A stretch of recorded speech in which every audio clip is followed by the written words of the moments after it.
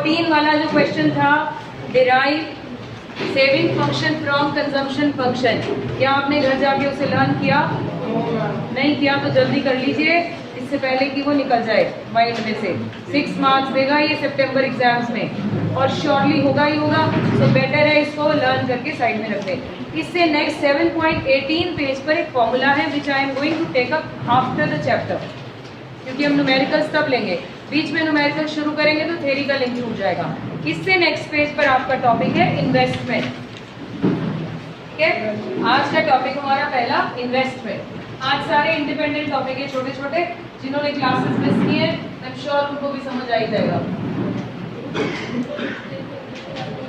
Investment, investment दो तरह की होती है हमारे इस चैप्टर के हिसाब से, इस चैप्टर के हिसाब से, क्योंकि नेशनल इनकम के हिसाब से ग्रॉस और नेट वाज रिक्वायर्ड, तो हमने वो लिया था।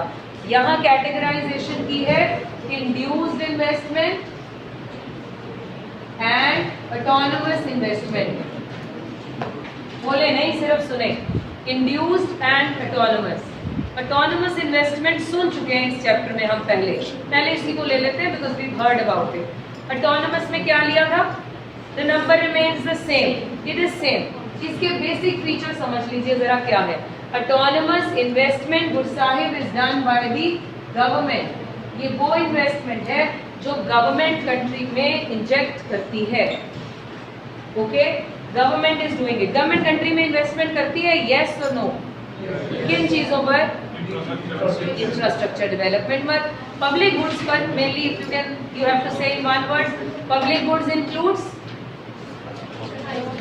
public goods includes transportation, railways transportation का part है, telecommunication all the services, infrastructure, school, hospital, health, education, ये सब उनकी responsibility। जल्दी चुप रहिए, ये उनकी responsibility है। So गवर्नमेंट के द्वारा की हुई इन्वेस्टमेंट को ऑटोनोमस कहते हैं। It is always same or remains the same, always once it is declared it remains the same। कहना क्या चाहते हैं? इसका एक डायग्राम बनाते हैं। आप पहले से जानते हो इसकी शक्ल कैसी होगी। यहाँ इनकम, यहाँ इन्वेस्टमेंट। यू रिमेम्बर हमने आय का डायग्राम ऑलरेडी बनाया है। Autonomous investment is parallel to. अब इसको ऑटोनोमस क्यों बोला है, लेट्स अंडरस्टैंड। गवर्नमेंट कहती है अपने बजट में, रिमेंबर गवर्नमेंट की इन्वेस्टमेंट कैसे अनाउंस होती है, जब गवर्नमेंट बजट बनाया जाएगा तो बजट में गवर्नमेंट अनाउंस करेगी इस बार 40,000 करोड़ इन्वेस्ट किया जाएगा, maybe whatever sector में भी, agriculture, defence, whatever name they take, 40,000 crore invest किया जाएगा। No matter whether we receive zero income or we may receive 100 crores, 200 crores, 310,000 crores, but the investment will surely be done in the country, but the investment will surely be done in the country। इसीलिए बोला ये वो investment है which is not depending upon income, तभी इसका नाम क्या रखा? ऑटोनोमस। बिंदा आप बहुत छोटे हो, इसके पीछे नहीं बैठो, उस तरफ बैठो। अरे उसके हिसाब से वो लंबा है। हाँ जी, ठीक है। So it means word autonomous इसलिए लगाया गया, ऑटोनोमस मीन्स इंडिपेंडेंट। गवर्नमेंट ने अनाउंस किया, मैंने उस दिन भी शायद एक ग्रुप को बताया था गवर्नमेंट बजट कैसे बनाती है। हमारे घर का बजट बनता है, पहले हम अपनी इनकम लिखते हैं एक तरफ से, my income of this month is से 1 लाख रुपीज। उसके सामने अब मैं अपने एक्सपेंडिचर की लिस्ट बनाऊंगी and I should in fact I should keep my expenditures lower than my income or it can be more than my income. What is an ideal budget? It should be lower than that. So that's my household budget, जिसमें सबसे पहले क्या note किया? Income के context में फिर क्या note किया? इन रिलेशन टू इनकम मैंने अपने खर्चे लिख दिए। अब गवर्नमेंट का बजट कैसे बनता है? गवर्नमेंट सबसे पहले लिखती है अपनी पॉलिसीज और प्लान्स के हिसाब से, चेतन एक्सपेंडिचर्स की लिस्ट बनाती है। हाँ जी, नाउ गवर्नमेंट का बजट कैसे बनेगा? Government will list down the expenditures first. Government will say इस बार एग्रीकल्चर को इतना पैसा देंगे, डिफेंस को इतना देंगे, इतना इस स्ट्रीम में जाएगा, ये सब नोट कर दिया। जब नोट हो गया 40,000 करोड़ का खर्चा है, फिर गवर्नमेंट हिसाब लगाती है ये 40,000 करोड़ आएंगे कहां से। ये तो बिल्कुल ऑपोजिट है, इट इज जस्ट ऑपोजिट। पहले खर्चे, फिर खर्चे के रिलेशन में इनकम। बात आई समझ में? It means it is autonomous, it is not depending upon income. Even if they से इनकम इज जीरो, हम इन्वेस्ट करेंगे चाहे बोरो करके करें। क्लियर हो गया? लोन्स लेते हैं, वर्ल्ड बैंक के पास जाते हैं हर साल मांगने। गवर्नमेंट कंट्री की डेवलपमेंट होनी है तो उनको लेना ही पड़ेगा, ठीक है। सो तभी हमारा बीओपी हमेशा डेवलपिंग नेशंस के balance of payments are always in deficit. क्यों? We borrow, when we borrow you have to pay interest and interest is an obligation, liability. World bank को इंटरेस्ट चाहिए हमसे। वर्ल्ड बैंक इसलिए नहीं कहता, जब हम वो चैप्टर पढ़ेंगे आपको बताया जाएगा फॉरेन एक्सचेंज उनका भी इंटरेस्ट है। वो हमें इट इज समथिंग लाइक जैसे मनी लेंडर्स अपने उसमें घुमा लेते हैं बंदों को, बस अब उन्होंने भी हमें कर रखा है। वो जब भी उन्होंने अपनी मनमानी करानी होती है, हमारी करेंसी की डीवैल्यूएशन करा कर ही तो यहाँ तक ले आए हमें। वो क्यों हमें मना करेगा लोन देने में? वो लोन देता रहता है और साथ में बोलता है भाई अपनी करेंसी की वैल्यू गिराओ। हम भी गिराते रहते हैं, करने पड़ेंगे because you have to pay interest to them, you have to listen to them. So that is why World Bank don't say anything. लो जी लो, जितने मर्जी लो, करेंसी की वैल्यू घटा के 1 रुपए से लेके 70 रुपए पे आ गए। So they are in a benefit. वो हम बेनिफिट्स फॉरेन एक्सचेंज में समझ जाएंगे। नाउ ये बात समझ में आ गई जी। गवर्नमेंट करती है, इंडिपेंडेंट है। इंड्यूस्ड क्या हुई फिर? Induced is made by private sector. Induced is made by private. Induce है, मोटिवेट करती है। ये डिपेंडेंट है किस पर? इनकम पर, या आप कह लो प्रॉफिट्स पर, या रेट ऑफ रिटर्न पर। ये कहते हैं, इनका डायग्राम देखिए जरा कैसा है। ये अपवर्ड स्लोपिंग है। ये बोलते हैं इतनी इनकम तो हम इतनी इन्वेस्टमेंट करेंगे। इन्हें किसी ने प्रोजेक्ट दिखाया, भैया थोड़ी और इन्वेस्टमेंट कीजिए आपकी इनकम बढ़ जाएगी। वो कहते ठीक है जी, okay.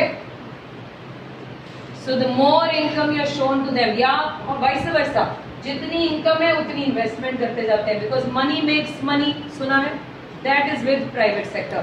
That is why it is called induced. Is it clear? Sure. दो तरह की है. Let's read from the notes. बेटा मुझे जाकर के अपने notes दो, 1 मिनट आपके सब्जेक्ट।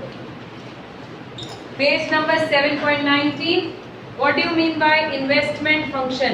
अच्छा, इन्वेस्टमेंट किसका फंक्शनल रिलेशन है? अदरवाइज इनकम का ही। पूरे चैप्टर का बेस है क्या? बस रिमेंबर, हर जगह functional relationship of income. Income कैसे हुआ? The more income you generate, the more investment you make. Page number 7.19। What do you mean by investment function? It refers to the expenditure incurred on creation of new capital assets. Underline capital assets. Capital assets क्या होते हैं? Those goods which are helpful for further production.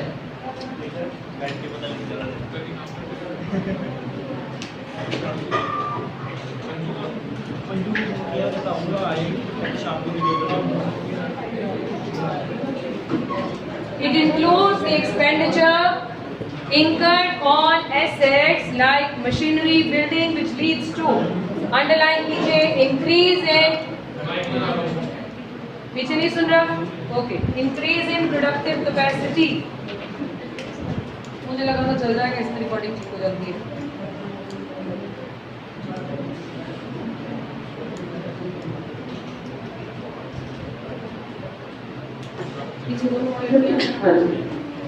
हाँ जी, it includes the expenditure incurred on assets like machinery, building, which leads to an increase in, underline किया word, increase in productive capacity of an economy. इसमें financial investment include नहीं है। Financial investment is made on shares and debentures, वो हम कहीं include नहीं करते क्योंकि वो production of goods and services denote नहीं करते। Now, investment function, it is a functional relationship between investment and various factors which affects investment. कौन-कौन से factors हैं जो investment को affect करते हैं? Rate of investment, rate of return, ये सारे factors affect करते हैं। ओके, क्या बच्चे? इसको तो हम ऑटोनोमस है ना, इसको तो कोई फैक्टर इफेक्ट नहीं करता एक्चुअली। फिर अगर हम पूछे इसकी बात कर रहे हैं, ये तो होना ही होना है, government has to inject money, ठीक। सो ये किस पर डिपेंड करता है? ये एक्चुअली डिपेंड करता है rate of return which is income. Okay, हाँ हाँ जी, sorry. Investment function will be relationship between investment and income. दो तरह के होते हैं, आ गया है यहाँ पे, दो तरह के होते हैं। Induced investment is the first one, chair गया उस रूम से और यहाँ बैठ जाओ। Induced investment, it refers to the investment which is made with the motive of, underline, what is the motive? Earning profit. Earning profit done by, underline, private sector. It is directly influenced by, underline, influenced by income level. इसको हम income elastic भी कहते हैं। क्यों कहते हैं? Income is affecting this, income change, investment change, so this is called income elastic. Underline the word income elastic. चलिए थोड़ा आगे पीछे आप कर लो इसको भी। It increases with increase in income. Induced investment curve, underline, it's upward sloping curve. Next bullet, depends upon, किस पे डिपेंड करता है? अंडरलाइन करो factors, income, cost of investment, return on investment, and even expectations of the investors. The motive behind this, underline the motive. Motive behind this is to, what is the motive behind? Increase in the level of income. Income लगा बढ़ेगी, output बढ़ेगी, output employment increase होगी। ये तीनों words को हम बाद में अगले चैप्टर में कनेक्ट कर लेंगे। तीनों कैसे लिखे गए, अभी आप इसको अंडरलाइन करके छोड़ दीजिए। अब यहाँ पर आपको, अगर अब यहाँ पर स्केड्यूल ध्यान दीजिए जरा, क्या बनाया है यहाँ? इन्वेस्टमेंट कांस्टेंट नहीं लिखी, क्या लिखी है? नजर आ रही है आपको? इनकम भी इंक्रीज करी है हमने and investment is also increasing. And the diagram says increase in income results in increase in investment. Note, when aggregate demand increases due to increase in aggregate supply, investment also increases to meet the increasing demand. Hold कर दो, next chapter में clear हो जाएगा। Autonomous investment, आपके पास है नहीं? फिर अभी नहीं मिलेगी, अभी थोड़ी देर बाद मिलेगी, भी आएंगे प्रिंट होके। किसी के साथ रेफर करिए। 7.21 autonomous investment. It refers to the investment which is independent. Underline the word. क्या underline करोगे? Independent. Yes. It is not influenced. Underline कीजिए। किससे influence नहीं है? By change of income. 0 हो, 100 हो, 200 हो, गवर्नमेंट कहती है हम 40,000 करोड़ इन्वेस्ट करेंगे। So it's not changed with the change in income. It is income inelastic. Underline the word income inelastic, which remains same at all any level of income. It is usually done by government. Underline the word government. Motive क्या होता है government का? Social welfare. Underline the word motive and social objective या public welfare. The shape of the curve is horizontal, parallel to, बिल्कुल ठीक, parallel to x-axis। ये dependent किस पर है? Political and socio economic conditions. Market में हमारी, मैंने कहा था डेवलपिंग नेशंस और डेवलप्ड नेशंस के क्राइटेरियाज आर डिफरेंट। हमारे सोशल रिक्वायरमेंट्स, हमारी पॉलिटिकल रिक्वायरमेंट्स आर डिफरेंट। तो हम कितने हजार करोड़ लगाने वाले हैं, ये किस बात पर डिपेंड करता है? हमारी हालत कैसी है, हमारी कंडीशन कैसी है, maybe socially, politically. So these words are written here. Any trouble? अब इसका स्केड्यूल देखिए जरा, इसके आय में कुछ चेंज है? It is constant and the diagram is also parallel to X axis. Next page पे आप देखेंगे 7.22 पर I have left the place for you to write the difference between these two, क्योंकि पेपर में क्वेश्चन डिफरेंस की form में आएगा। How are you going to make 6 differences? पीछे जितने बुलेट्स हैं यूज देम। एक is done by government, the other is done by private. एक इनकम इलास्टिक, दूसरा उनका motive dependent upon diagram. You have 6 points, I know that, so please do it now. पेपरों में कुछ नहीं होगा, आज जाकर इसका डिफरेंस पहले लर्न कर लो, यहाँ लिख लो, क्वेश्चन भी याद हो गया। ओके जी, सही तो मैं सारा ही कहती हूँ बेटा, सुनते नहीं आप बस। Next topic 7.23, again an independent topic. Although last year this was a deleted part, I don't know about this year, क्योंकि अभी तक उनकी अपडेटेड लिस्ट आई नहीं है। हम कर लेंगे, और अगर लगा कि ये डिलीटेड में है, बाद में से डीलर्न कर देंगे। बेटे वैसे तो लर्न ही नहीं करते हम, तो डीलर्न की जरूरत ही नहीं पड़ती, तो इसलिए टेक्निक वो सीखे जो लर्न कर लेते हैं, उन्हें बता दिया जाएगा। चुप कर। हाँ जी, इस टॉपिक का नाम क्या है? Determination of. हमने कहा इन्वेस्टमेंट कुछ चीजों पर डिपेंड करती है, इसका मतलब इन्वेस्टमेंट के भी कुछ डिटर्मिनेंट्स हैं, किस पर डिपेंड करती है। तो यहाँ हमने दिए 2 वर्ड, मार्जिनल एफिशिएंसी, क्या लिखा बोलो? Marginal efficiency of investment is the first part, and the second says, although मैंने पढ़ाते हुए इसको थोड़ा सा समझा दिया था, लेकिन इसका प्रॉपर टर्मिनोलॉजीज एक्सप्लेन नहीं की थी। Let's see what are they. Marginal efficiency of investment 2 तरह की होती है।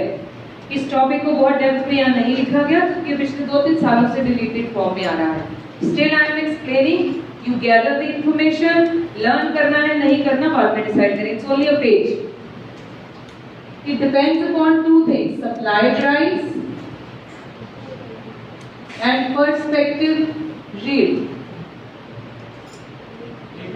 Yield समझते हैं? कितना प्रोडक्शन, आउटपुट, यस, ठीक है। सप्लाई प्राइस, सबसे पहले हम कर क्या रहे हैं? हम अपनी इन्वेस्टमेंट की एफिशिएंसी चेक करना हमारी ड्यूटी होगी अपने बिजनेस में। Before making any investment into any asset, please do this. At least अगर बोर्ड में यूज नहीं करोगे, लाइफ में यूज कर लेना। और हम सब करते हैं, घर पे भी लोग करते हैं। Before buying any asset, even आपके पेरेंट्स जब गाड़ी भी खरीदनी होती है, उसकी एफिशिएंसी चेक करते हैं। करते हैं क्या? बस आप कड़वा करके ये गाड़ी ले लो, नहीं करते ना। सब अपनी अपनी रिक्वायरमेंट्स के हिसाब से चीजें लेते हैं। Many people calculate in this manner कि डीजल की कार लें कि पेट्रोल की कार लें। फिर they find that डीजल सस्ता है, बट पेट्रोल की कार में अभी 2 लाख रुपए ज्यादा देने पड़ रहे हैं। क्या 2 लाख का इतना पेट्रोल लग भी जाना था? अगर उनकी हैबिट है 5-6 साल बाद गाड़ी बदलना, तो क्या 6 साल में मेरा इतना पेट्रोल लगेगा? फिर डिपेंड्स अपॉन उनकी ट्रेवलिंग कितनी है।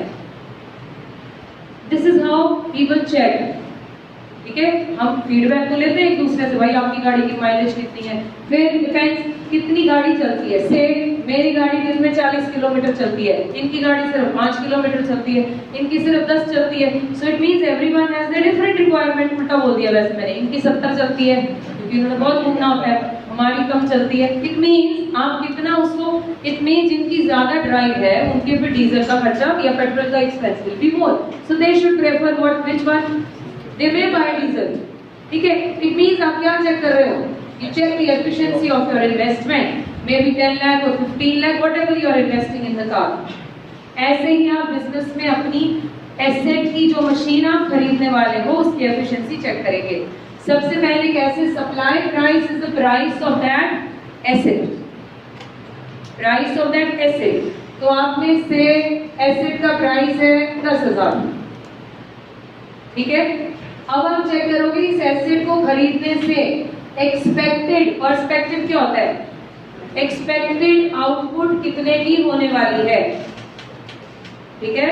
सो मैंने निकाला 1200 की होगी, इसमें से 200 रुपए इसके ऊपर खर्चा भी होगा। इन a nutshell it will give me 1000 rupees as output. Now how do I check the efficiency? I calculate the percentage, क्योंकि rate of interest is in percentage। ये जो मैंने पैसा लिया इनसे 10,000 रुपए बोरो करा, लोन पे लिया, क्या खरीदने के लिए? एसेट बाय करने के लिए। That they are going to charge से 12% ऑन दिस, अब मैं ऐसे तो वैल्यूज से नहीं चेक कर सकती, तो इसका एमईआई का फॉर्मूला क्या है? एमईआई का फॉर्मूला है perspective rate divided by supply price. उल्टा लिख दिया, supply price upon perspective rate. 10,000 upon कितने परसेंट आया? 10%। मेरी एमईआई आती है 10%। मतलब अगर मैं ये एसेट खरीद के अपने बिजनेस में लगाती हूँ, मुझे कितना रेट ऑफ रिटर्न मिल रहा है? This is how we check rate of return. मुझे 10% का फायदा होने वाला है, 10% का रेट ऑफ रिटर्न मिलेगा। और मैंने देने कितने हैं? Should I go for this investment? Not favorable. When should I go for the investment? जब ये या तो 8% हो, या ये 13 भी हो, 11 भी हो, तो भी ओके है। More than this. So it means ROI should be more or MEI should be more. So in nutshell, marginal efficiency should be more than rate of interest. अगर आपको ऐसा लगता है, you must go for this investment, else you withdraw your plan. ये तो फिर हम सारे assumptions पे based होगा। Assumptions नहीं तो कैलकुलेशन पे होगा। आप सारी कैलकुलेशन हम कैसे मैम आप प्रेडिक्ट कैसे कर सकते हो कि प्रोडक्ट की अंदाजे तो लगाते ही हो, आप बिजनेस में कैसे कैलकुलेट करते हो? हमने उस दिन बीआरएस नगर में भी डिस्कस कर रहे थे कि मैम अगर ना हुआ इतना, तो हमने सोचा अरे भाई business is all about risk. Then अगर मगर तो होता ही है, लेकिन it has to have a calculated risk. Business is all about risk का मतलब ये नहीं अकड़ बकड़ ये बिजनेस ओके, नहीं जी नहीं। क्या आप इसे कर सकते हैं? That's important. सबसे पहले कर सकते हैं तो इसकी लेबर रॉ मटेरियल मिलेगा, कहां से मिलेगा, कितनी कॉस्ट होगी, ये सब निकाल लिया। एक टेंटेटिव फिगर तो निकालोगे ही ना। अब जब लोगे रिस्क, अब इस रिस्क को कहा जाता है कैलकुलेटेड रिस्क। हम बिजनेस में आंखें बंद करके इन्वेस्टमेंट नहीं करते, क्या करते हैं? ये सब फॉर्मूलाज बनाते हैं। होती तो अप्रोक्सीमेशन ही है, ये रियल नंबर है, ये अप्रोक्सीमेशन नहीं है भाई।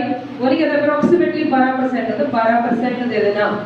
ये हमने कैलकुलेट किया, इस मशीन से इतना प्रोडक्शन मिलेगी, इतने का टेंटेटिव खर्चा है, तो मुझे इतनी आउटपुट मिलेगी। Let's divide this with supply price, फिर you will get to know what is the percentage. Clear? हाँ जी, टू एवरीवन? शॉर्ट? ओके। अब यहाँ पर आपके मैंने यहाँ पर शॉर्ट में दे दिया, नीचे जगह इसलिए छोड़ी थी, if you wanted to copy this supply price and perspective rate, even in your BCom and BBAs, this will help you. Even in CA also this has a detailed chapter. तो base इसका note कर लीजिए, नीचे जगह खाली है, then I will move further.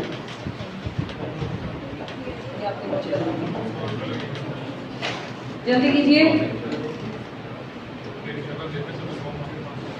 Notes आपके पास पर आपके पास आपको मिलेगा।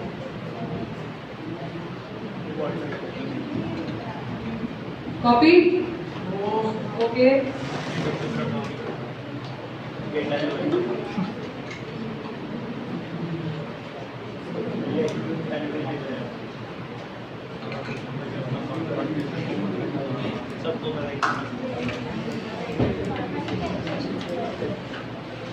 If you want you can, बाद में देखकर हेल्प हो जाती है। और कुछ लर्न नहीं भी करेंगे तो नोट्स में तो रहेगा। डन? होशियार हो गया? होशियार हो गया क्या? कॉपी करने लग गया बेटे? बोल दो बोल दो। नहीं तो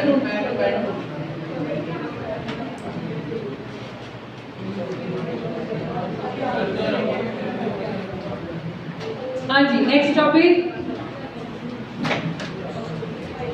एक्स एंटे सेविंग्स।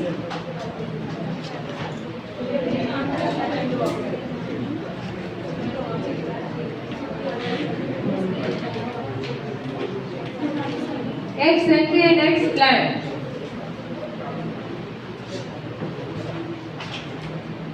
हाँ जी, let's understand. ये भी इंडिपेंडेंट टॉपिक है। एक्स एंटे में दो चीजें पूछ सकते हैं, सेविंग्स एंड इन्वेस्टमेंट्स। क्या बेटा? इंडिपेंडेंट मतलब आपस में इंटरलिंक्ड नहीं है, लेकिन इनकी जरूरत बीच बीच में पड़ जाती है।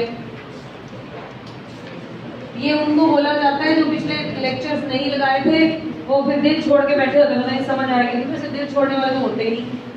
हाँ जी, ex ante and ex post. Ante word के ब्रैकेट में मैंने लिखा हुआ प्लान, एंटिसिपेटेड कहते हैं, तो ग्रीक में इसको एंटे बनाया हुआ है, इसलिए इसे कहते हैं प्लान। कुछ स्कूल में कुछ और भी प्रोनाउंसिएशन इसकी है, इट्स एब्सोल्युटली ओके, नाउन है जैसे मर्जी प्रोनाउंस कीजिए, ठीक है। Post is actual. अब देखो ये सबके मीनिंग अभी क्लियर हो जाएंगे, ध्यान इधर दीजिए। सेविंग्स कौन करता है? हाउसहोल्ड, यहाँ भी लिखा हाउसहोल्ड। इन्वेस्टमेंट कौन करता है? फर्म। चार मीनिंग्स अभी याद होते हैं। गवर्नमेंट वाली तो इंडिपेंडेंट है, वो किसी के ऊपर डिपेंडेंट नहीं, हम उन्हें यहाँ कंसिडर नहीं करते। It depends upon income, it is income elastic, okay, ठीक है। अच्छा जी, एक्स एंड इट इज, अब देखिए वर्ड्स में से ही सारा मीनिंग बना लेते हैं। It is the planned saving, planned है ना, expected from during a given period of time, बस ये मीनिंग है। And this will be then, it is planned investment by firm expected from during given period of time. अब पूछा ये क्या है फिर? It is the actual saving done by household during a given period of time, and it is the actual investment done bye firms during particular period of time. अब ये है क्या? तो ये समझ आ गया, मीनिंग हो गया। ये है क्या? कंट्री में एस्टिमेशंस लगाए जाते हैं, लगाए जाते हैं ना, हमने एग्रीगेट पढ़ा था, प्लानिंग कर रहे हैं लोग इतना खरीदेंगे, they expected them to buy. ऐसे ही कंट्री में जब भी ऐसे एस्टिमेशंस लगाए जाएं किसी भी चीज के बारे में, वो क्या होते हैं? Accepted. They are the planned or the expectations from a particular sector to save during a given period of time. Country estimations लगाती है, फाइनेंस मिनिस्ट्री एस्टिमेशंस लगाते हैं इस साल बैंक में कितना पैसा। एक बात और समझो, जितनी सेविंग आती है वो हाउस होल्ड करता है, इनको ही सेविंग्स में से लोन लेकर इन्वेस्टमेंट कौन करता है? फर्म्स कर लेती है। ये जनरल रूटीन सिनेरियो यही है। सो कंट्री एस्टिमेशन लगाती है कि इस साल, गवर्नमेंट एस्टिमेशन लगाती है, ध्यान दो, इस साल हम कितनी इन्वेस्टमेंट कर पाएंगे। ये किस पर डिपेंड करती है? लोग इस साल कितना सेव करेंगे। वो किस पे डिपेंड करता है? लोग इस साल कितना कमाएंगे। फिर वो किस पे डिपेंड करता है? उनके कमाने के बाद टैक्सेस कितने लगाएं कि उनकी डिस्पोजेबल इनकम इस बार बढ़ानी है या कम करनी है। अगर गवर्नमेंट चाहती है कि लोग इस साल ज्यादा इन्वेस्ट करें तो वो मोटिवेट करेगी कि लोग इस साल ज्यादा सेव करें। लोगों को सेव ज्यादा कराने के लिए they will coordinate with RBI, high rate of interest कम कर। पीपल विल बी मोटिवेटेड, ये सारा इंटरलिंक है, सारी chain. People will be motivated by looking at rate of interest. जैसे पता चला रेट ऑफ इंटरेस्ट कम, तो क्या होगा? यहाँ कम करने हैं, यहाँ बढ़ाने हैं। यहाँ कम करने हैं, ये मोटिवेट हो गए इन्वेस्टमेंट के लिए, यहाँ बढ़ा दिए लोग इन्वेस्ट को वहाँ पे पेमेंट रखने के लिए। तभी एफडीआई के प्राइसेस, एफडीआई के रेट ऑफ इंटरेस्ट हाई रखे जाते हैं ताकि पैसा लंबे टाइम के लिए हमारे पास आ जाए। बात आ रही कुछ कुछ समझ? ये सारे एस्टिमेशंस हैं। हमने अंदाजा लगाया, अब मेरी बात सुनिए ध्यान से, फाइनेंस मिनिस्ट्री ने अंदाजा लगाया कि इस बार लोग 1 करोड़ या छोटी फिगर 1,22,000 सॉरी 52,252 सेव करेंगे। तो पोस्ट में मतलब एक्चुअली सेव किया। क्या ये कंपल्सरी है या इम्पोर्टेंट नहीं? क्या ये श्योर है कि जितना एक्सेंटे सेविंग होगा एक्स पोस्ट भी उतना ही होगा? नहीं, मे और मे नॉट बोलिए, तुक्का भी लग सकता है। क्या इतना श्योर होगा? हमने हिसाब लगाया कितना ही सेव होगा और एग्जैक्टली इतना ही सेव हो गया। मे और मे नॉट बी पॉसिबल। अब पेपर में या तो इस चैप्टर इस क्वेश्चन में से मीनिंग पूछेंगे, या दूसरी बात, क्या ये श्योर है, गारंटेड है कि ex ante savings are always going to be equal to ex post savings? may or may not, bluntly no नहीं, may or may not be possible, but the chances are May not. very less. बात समझ में आई? That is what is the topic which is going to be touched from this portion. Meanings and second, ये बराबर होंगे. ऐसे पूछेंगे भाई जो प्लानिंग के लिए सोचा इन्वेस्टमेंट इतनी आएगी, क्या ये पक्का है एग्जैक्टली उतनी ही होगी? May or may not be possible. ठीक है? ओके. टॉपिक पे आ जाइए. Extended savings are planned by all the households in the economy during a financial year. Different levels of income made. This can be determined through propensity to save. Preference to save से आप इसके अंदाजा लगाते हैं. Country में लोगों की किस तरह की कंट्री है. अगर ये पुअर कंट्री है तो preference to what is high? Consume is high. Okay. The investment which is planned or intended to be made by investors in the economy at different levels of income is called ex ante investment. This can be determined by rate of interest. ये अंदाजा लगाते हैं अगर इस बार RBI ने rate of interest कम किया, investment will be increase, तो पिछली बार से इस बार में कितनी हो जाएगी. So the estimations which you make it is what is called ex ante investment. बात आ रही बेटा समझ में? It's not a difficult topic. Okay. ऐसी एक्सपोज्ड है जिसमें वर्ड सिर्फ एक्चुअल अटैच किया है. I am not going to read this. Next topic आइए. जो आपने 11th में भी शायद अनएम्प्लॉयमेंट के कुछ बेसिक टाइप्स पढ़े थे.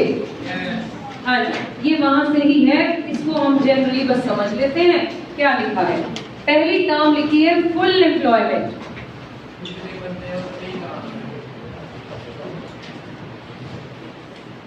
मैं 3 टर्म्स लिखती हूँ यहाँ पर. आप मुझे बता दीजिएगा इनका मतलब क्या है. फुल एम्प्लॉयमेंट, फिर अनएम्प्लॉयमेंट, अंडर एम्प्लॉयमेंट हो सकती है और अनएम्प्लॉयमेंट भी हो सकती है. फुल एम्प्लॉयमेंट से क्या समझ आता है? जितने बंदे सबके पास काम, जितने बंदे उतना काम, या labour demand of the labour is exactly equal to the supply of labour. अगर हम इकोनॉमिक्स टर्म में बोले यही हुआ ना. डिमांड है लेबर की 1,20,000, सप्लाई ऑफ लेबर भी मैच कर रही है 1,20,000. Oh wow, good situation. %% Situation. क्या ये रियल लाइफ में एग्जिस्ट करती है? नहीं करती. अगेन भाई, मे और may not be. Developed Nations में भी अनएम्प्लॉयमेंट होती है. ओके. 100% एम्प्लॉयमेंट मींस परफेक्शन, जो किसी कंट्री की नहीं है. ठीक है, लिखना नहीं है तुम्हारे इंफॉर्मेशन के लिए. अब दूसरी टर्म है, क्या लिखी है? Under employment. क्या होती है? हाँ, अपनी पोटेंशियल से कम काम करने को अंडर एम्प्लॉयमेंट कहते हैं. ऐसी कोई एग्जांपल या पिछले साल की नॉलेज में पोटेंशियल से कम? क्या नाम है उसका? Disguised unemployment is another name. इसे हम hidden unemployment के नाम से भी जानते हैं. Be familiar with all these names. Okay. Now, what is unemployment? Employment और unemployment में जो basic words चाहिए, keywords वो क्या है? All those people who are willing and able to work at some wage rate, ऐसा लिखे ना? They don't have a job. वो कौन हो गए? Unemployed. और अगर यहाँ लिखना हो all those people who are willing and able to work at some wage rate, they have a job. Okay हो गया?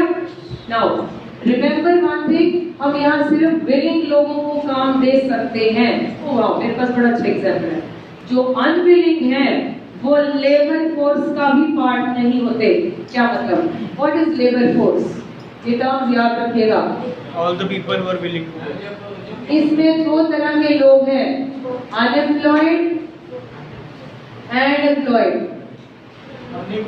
मतलब सारी work force ageing between 15 to 59 years falls in the category of labor force. ठीक है. 15 साल से नीचे child labour, 59 के ऊपर old age people, retired people.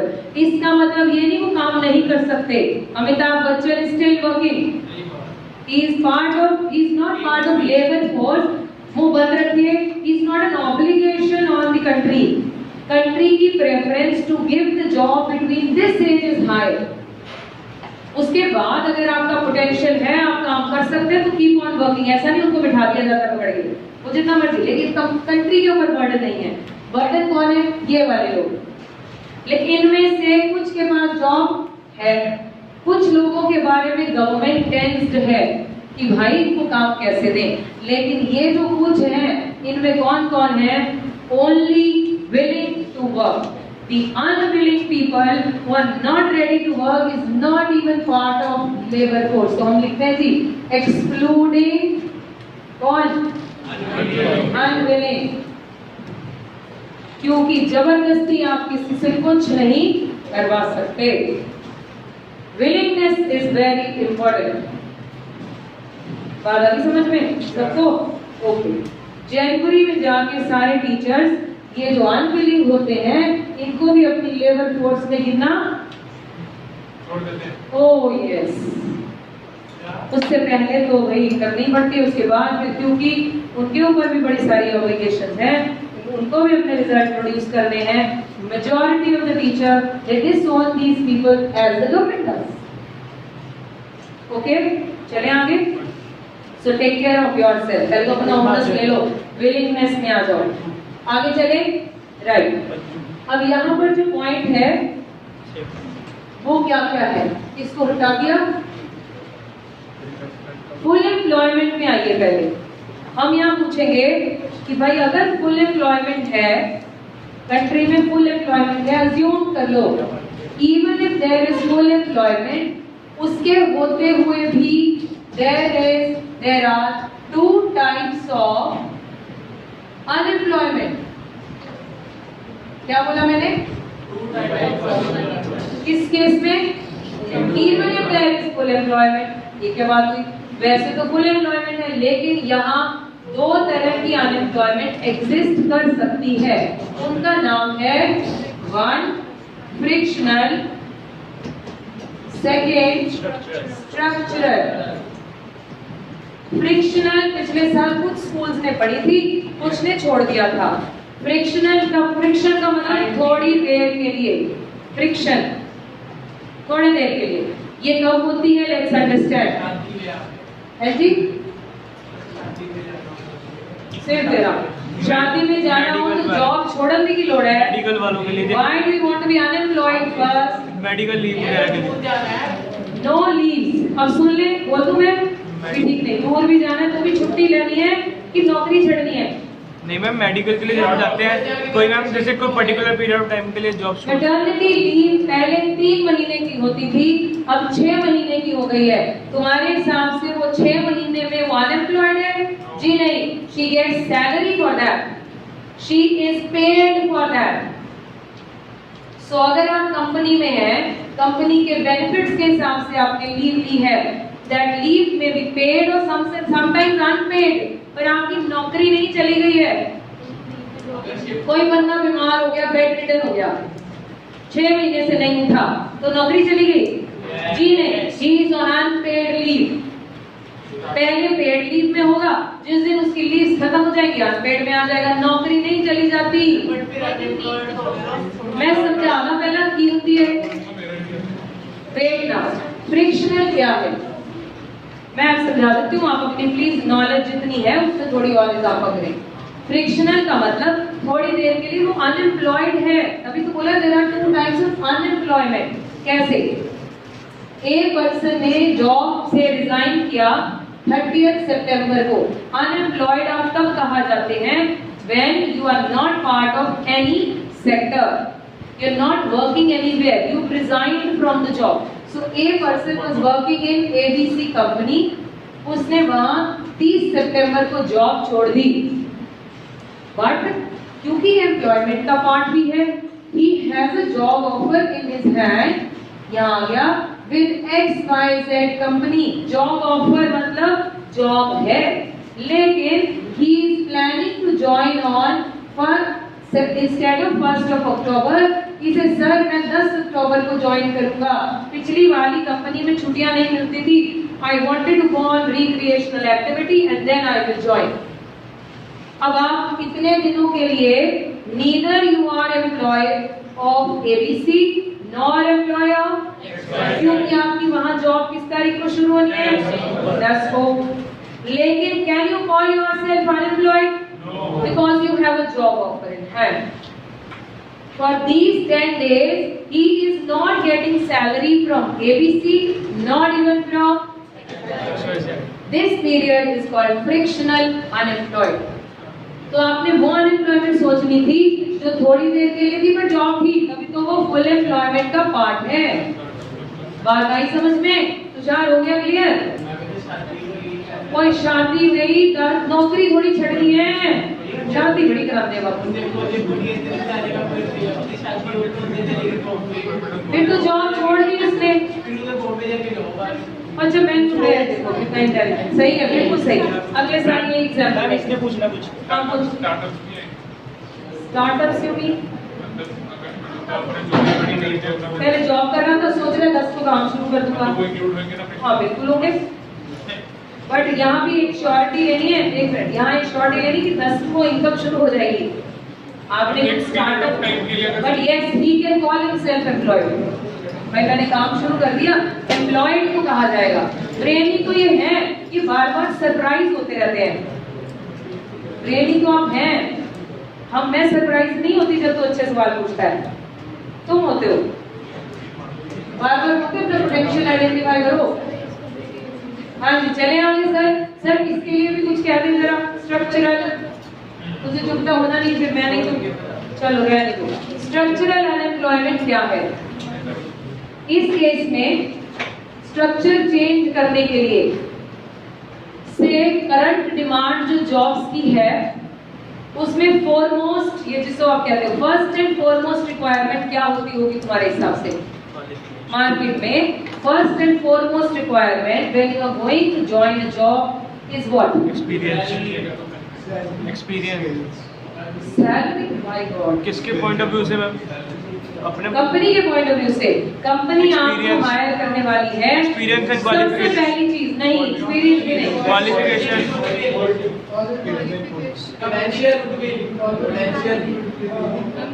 पहले मेरा क्वेश्चन क्लियर नहीं हुआ, सुनो ध्यान से।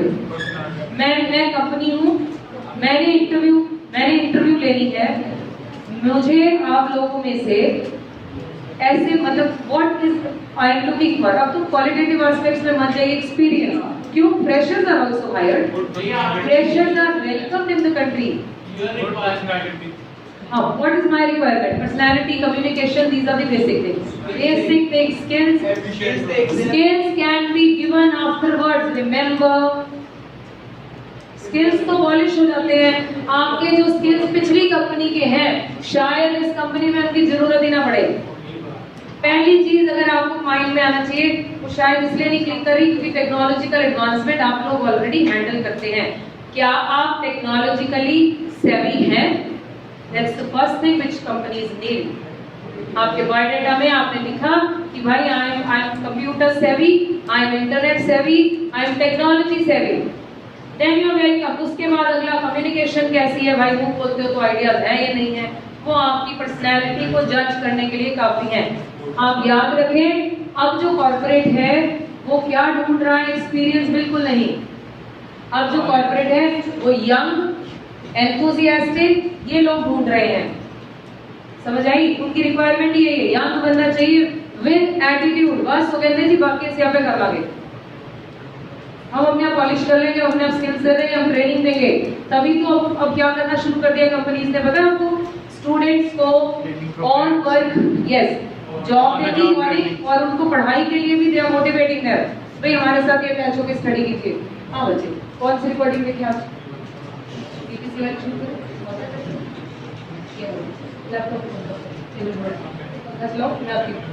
बुला लियो मेरे को। हाँ जी, सो अभी मैं वापस आते हैं स्ट्रक्चरल पे, बाकी डिटेल्स का भी और दिन बात करेंगे। Structural unemployment mean structure change करना। डिमांड से demand of the job is technology आनी चाहिए, यू शुड बी कंप्यूटर सेवी। लेकिन कुछ ऐसा कोई एक बंदे की एग्जांपल लेते हैं जिसको ये नहीं आता। So there is a mismatch between demand and supply of the labour. Demand क्या थी? सेवी होना चाहिए, लेकिन सप्लाई कैसी है? नहीं है। It means there is a gap in the structure, there is a gap in the structure. तो अगर जो सप्लाई ऑफ लेबर है वो अपने स्ट्रक्चर को चेंज कर दे, क्या करे? क्या कैसे क्या करे? अभी टेक्नोलॉजी सेवी हो जाए तो उसके बाद वो क्या है? Fully employed. हम उसे तब तक अनएम्प्लॉयड कह रहे हैं। इसको और सिंपलीफाई कर देते हैं। से मैं एक कंपनी में आती हूँ एबीसी में, मैंने बोला कि मुझे जॉब चाहिए। उन्होंने मेरा कैंडिडेचर देखा, मेरी इंटरव्यू ली, परफेक्ट जी, बिल्कुल फिट होती है जॉब के हिसाब से। क्या आप कंप्यूटर सेवी हैं? नहीं जी, ये नहीं आता। फिर मैम आप एक काम कीजिए, आपकी जॉब श्योर है, जॉब लेटर ले जाएं, ठीक है, इसको उठा दो, जॉब लेटर ले जाएं, 15 दिन की ट्रेनिंग लीजिए, 15 अक्टूबर को I give my interview on 1 अक्टूबर। 15 अक्टूबर से आप ज्वाइन कीजिए। इन बिटवीन क्या करें? अपना स्ट्रक्चर अपडेट कर लें। Now, although I am unemployed for these 15 days, but I am part of employment because I am going to join on 15th October. I am unemployed because my structure is a little low and I have to upgrade myself. मेरी point clear हो गया? This is called structural unemployment. ये दोनों कब exist करती हैं? Even if there is employment. इनको हम एम्प्लॉयड में गिनोगे, इनके लिए नौकरियां नहीं ढूंढनी है गवर्नमेंट ने। So you're calling them in employment, but they are unemployed because of these reasons. Got it? Okay. The next point comes involuntary unemployment. मैंने बता दिया involuntary, कौन से होते हैं? ये वाले unemployment. Involuntary का मतलब अपनी मर्जी से बेचारे वेले नहीं बैठे। अच्छा, अगर अपनी मर्जी से वेले बैठे होते तो क्या बोलते? Voluntarily unemployed. Involuntary लिखा हो, अनएम्प्लॉयमेंट लिखा हो या ओपन अनएम्प्लॉयमेंट लिखा हो, दे ऑल आर सेम। लिख लिया करो जब मैं कोई नए वर्ड्स भी बोल दूं। कई बार नहीं लिखते हम नोट्स में, नहीं माइंड में आता उसका। इनवॉलंटरी या अनएम्प्लॉयमेंट या open unemployment, they all three terms are same. अपनी नोट कर लो। Involuntary, open and unemployment. ठीक है जी? Okay, let's move further. ये आप खुद पे अपने आप पढ़ लेंगे, इसमें मेरी कोई हेल्प की जरूरत नहीं है। Now moving further, somebody please tell me the time. 2:15 11। हाँ जी, अगले पेज पे देख लीजिए, क्वेश्चन है 7.27 जो हमने कर लिए थे। 7 बजे 7.28 there are 3 questions which are written here. Does APS increases or decreases and income increases? ये तीनों के आंसर्स आप घर पे करेंगे। Then differentiation between MPS and APS. Will you be able to write? क्या क्या होंगे बताओ जरा। मीनिंग हो गया, दूसरा एक में चेंज से डील करते हैं, दूसरे में मार्जिन चेंज, दूसरे में। अच्छा, और भी हो सकता है APS can be negative, yes, MPS can never be negative. एक ही बात है, ठीक है? तो इस तरह के पॉइंट्स भी ढूंढ के लिखे जा सकते हैं। आगे चलिए, MPC और APC में भी आपसे डिफरेंस मांगा जा सकता है। Better to do it today. Then planned investment and actual investment, ये किसका नाम है? एक्स एंटे एंड एक्सपोज, उसका डिफरेंस यहाँ दे दिया गया। Then comes involuntary and voluntary unemployment का difference is also given. Got it? Now moving towards numerical portion. Numerical में कुछ formulas हमने कर लिए, which I will pen it down on the board. And though I am going to add 2 more formulas, I am going to add today. Then we will solve these sums. इस chapter के numericals 3 marks के लिए हो सकते हैं आए। कौन कौन से फॉर्मूलाज हमने अभी तक किए? Please pay attention and look at the board. ABC formula, APS What S represents? What APC represents? Average propensity to consume. What is MPC? Marginal propensity to consume. Formula? What is MPS formula? एक और formula लिखा था APC और APS का summation. So if I say 1 minus APC, what do I get? APS. ठीक है जी. ऐसे 1 minus APS is APC. I am not writing this on the board. MPC और MPS मिलके क्या बनाएगा? और कोई फॉर्मूला किया हमने? पक्का? ठीक है. अब एक और दो फॉर्मूलाज ऐड कर रहे हैं आज, जिसके ऊपर बेस्ड ये क्वेश्चन आएंगे. फॉर्मूला इज कंजम्पशन का निकालने का, C निकालने का. C is equal to, say you wanted to calculate consumption and it is not given. There must be an equation which is given. ध्यान से समझनी है ये equation please. C is equal to C bar plus B y. This is the formula. C bar represents autonomous consumption. Maths वाले मुझे बता सकते हैं क्या है linear equation? Is that a plus bx लिखते हो? ठीक है जी. b यहाँ पर मतलब है marginal propensity to consume. y stands for income. वैसे कुछ सालों पहले तक हम ग्राफिकली इसको डिराइव करते थे, लेकिन अब नहीं करते. फिर भी आपकी क्यूरियोसिटी के लिए बता दें ये कहां से आया है. This is C bar. B is the slope of consumption curve corresponding to, जो बच्चे मैथमेटिकली स्लोप डिराइव करते हैं थ्रू लीनियर इक्वेशन, अगर प्लस 2 में है, मुझे लगता नहीं है प्लस 2 के मैथ्स में है कि नहीं, आई थिंक नेक्स्ट क्लासेस में आएगा. अगर है तो इट मस्ट बी, नहीं है तो leave it. This is how we have to remember this. Okay? Now let's see saving का कैसे बनेगा. अब आप खुद दिमाग चलाते हैं. इधर आइए जरा. सेविंग का बनाते हैं. सेविंग का डायग्राम बनाते हैं. This is minus C1. इसकी स्लोप MPS. इसकी स्लोप MPS. तो can I say 1 minus MPC? Can I say that? क्यों भाई? 1 minus MPC will be MPS. नीचे नहीं दिख रहा डायग्राम, ऊपर बना देती हूँ. पीछे कुछ लोगों को नहीं दिख रहा. ये देखिए, this is minus C bar. तो हमने यहाँ C bar किया था. तो अब मुझे बताएं सेविंग फंक्शन में क्या लेने फिर? C bar is always equal to minus C bar. C bar का गैप और माइनस C bar का बराबर होता है. डन. प्लस करिए. यहाँ क्या था स्लोप? B थी, तो इसकी स्लोप क्या है? 1 minus B, and this is all corresponding to income. ये मैंने इसलिए किया ताकि आपको फॉर्मूला याद हो जाए. Although 80% chances are there कि सम में फॉर्मूला लिखा होता है. कितने चंगे लोग हैं, है ना? 80% चांसेस, बट 20% के लिए रिस्क नहीं. You should remember the formula. इसको कि अच्छे से याद हो जाए, इसलिए मैंने ये बनाकर बता दिया कि कहां से आया. C bar is autonomous consumption. आपको याद होगा जब हमने C बनाया था, चेंज बनाया, ये याद आ गया आपको? MPS बनाया था. This was the change, this was the change. तो ये मार्जिन था. इसकी slope is margin corresponding to income. तो आपने ये नहीं याद रखना ना, पूछ रहा है कोई आपसे. This is just to help you reminding this. Okay, तो ये बन गया. अगर C से S बनाना हो तो क्या बनेगा? C bar is equal to minus C bar. C की स्लोप इज MPC.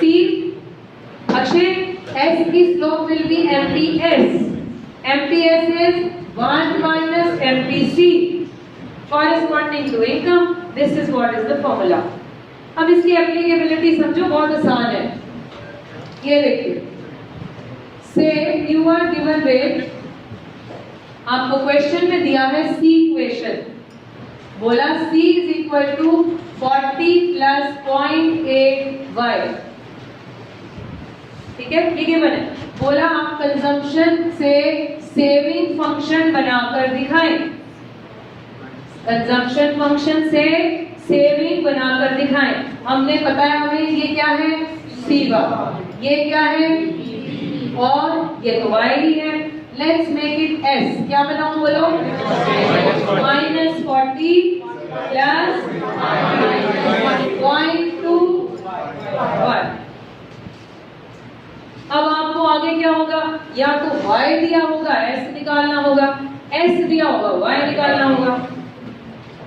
सब देखिए जरा, पेज नंबर 7.38, बोलिए जल्दी से, बताते हैं, अभी सॉल्व करके बताएंगे ना।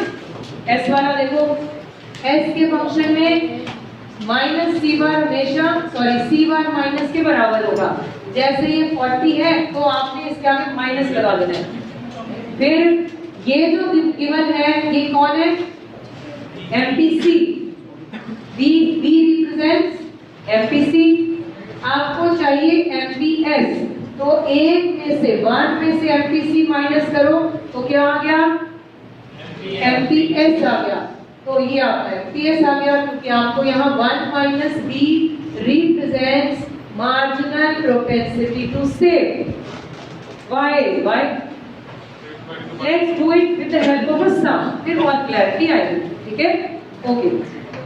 पहले आप मुझे क्वेश्चन नंबर देखें जरा, पहले ये वाली डुप्लीकेबिलिटी के 2-3 क्वेश्चन करिए, फिर हम यहाँ आते हैं। करिए जरा question number 5 and 6, question number 5 and 6 try to solve. In fact 4, 5, 6 आधे मिनट का है। ये लो बच्चा, इसको स्टॉप कर दो तब तक।